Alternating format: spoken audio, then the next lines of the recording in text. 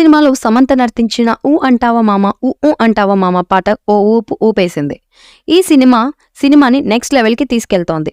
సమంత ఇందులో డాన్స్ చేయడం ఓ ఎత్తైతే, ఇంతటి ఊరమా సాంగ్‌కి చేయడం మరో విషయం. పాట, లిరిక్స్, మ్యూజిక్, అకేషన్ సినిమాకి బాగా కలిసొచ్చాయి. సినిమా సక్సెస్‌లో ఈ పాట కీలక పాత్ర పోషించింది. దీనితో ఇప్పుడు పార్ట్ 2లో కూడా ఇలాంటి పాటని ఆశిస్తున్నారు ఆడియన్స్.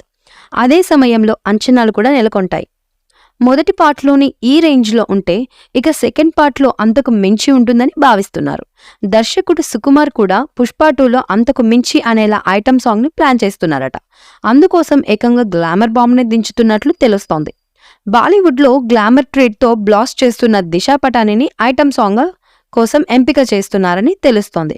అయితే గతంలో కూడా ఈ బ్యూటీ పేరే వినిపించింది. ఆమెతో పాటు మరో హీరోయిన్ కూడా ఉంటుందని కృతి సనన్ పేరు తెరకెక్కించారు. కానీ ఇప్పుడు దిశా పటానినే ఎంచుకున్నట్లు తెలుస్తోంది. సోషల్ మీడియాలో గ్లామర్ తీరుతో పూనకాలు తెప్పిస్తున్న దిశా పటాని హాట్ బాంబ్లో పేలుతోంది. ఆమె బిగినీ ట్రీట్ నెక్స్ట్ లెవెల్లో ఉంటుంది.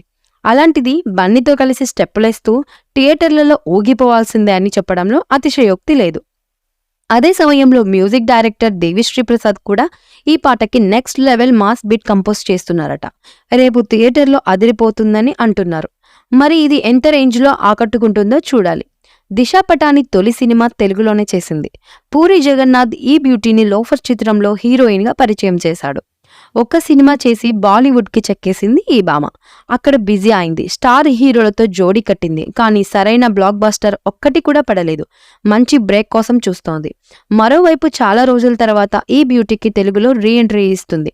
ప్రభాస్ కల్కి 2898 ADలో హీరోయిన్గా చేస్తోంది. ఇక ప్రస్తుతం పుష్ప 2 షూటింగ్లో శరవేగంగా జరుగుతోంది. ఇటీవల బన్నీ కాలుకి గాయమైనట్టు తెలిసింది.